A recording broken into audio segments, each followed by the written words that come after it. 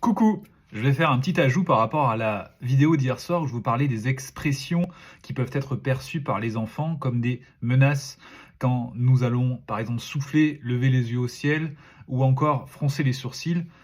C'est dirigé sur eux. Lorsque nous avons eu une journée difficile, que nous sommes fatigués, nous pouvons évidemment souffler, froncer les sourcils, mais surtout verbaliser ce que nous ressentons. J'ai eu une journée difficile, je ressens de la fatigue, de la colère, de la frustration.